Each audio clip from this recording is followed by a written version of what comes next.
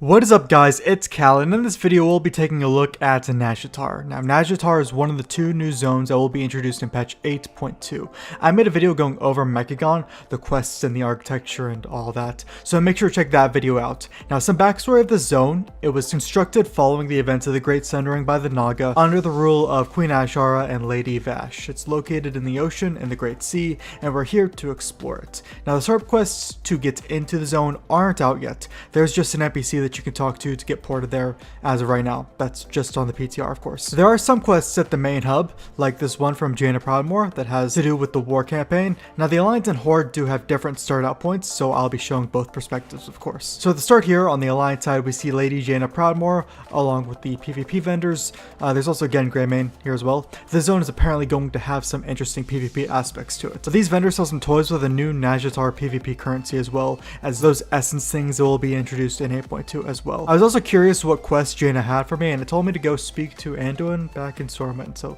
that's kind of annoying. Also, here's the map. It looks very complete, as you can tell. It kind of looks like it has the shape of a Quell Dinos, but with a giant wart coming out the side of it.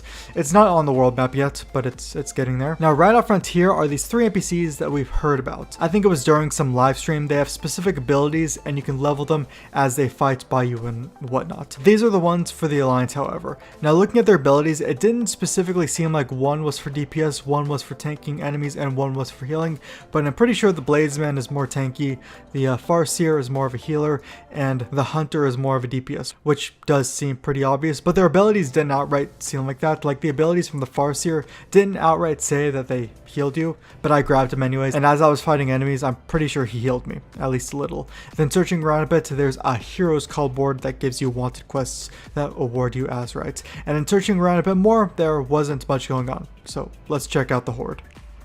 So for the Horde, when you spawn in, you'll be met with Lorthmar, who advances your war campaign. And the Horde area has the Sea Giants, the Makrura, and Gelbin, which we've seen all these guys before. The Alliance had the Ankoan. Also, the Horde starting area is more south of the zone, and there are these flags around the team to have to do with the PvP participation of the zone. Horde, of course, also have the PvP vendor with different toys as well, but there's also this neat cave under here, but not a whole lot to see. Now, I couldn't find the three adventurers to ask to accompany you here. It would be neat if, like, one was a Sea Giant, one was a Makrura, and then the last was a Gelbin, but then again, it would seem kind of odd if a Sea Giant was following you around.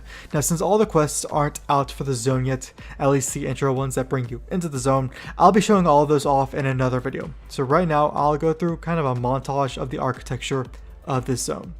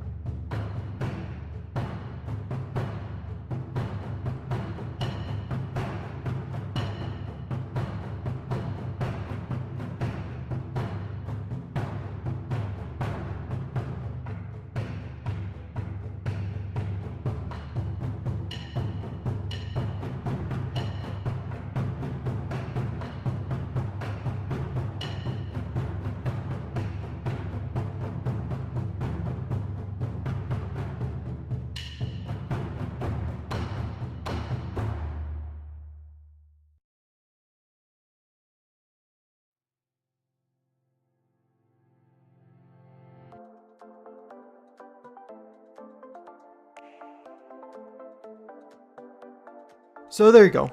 That's a zone preview of NAZJATAR. As I mentioned earlier, quests will come in another video, but you guys can let me know what you think of the zone in the comments below. But if you enjoy this video, then you can leave a like on it, you can sub to the channel for more videos like this, and I will see you guys in the next video.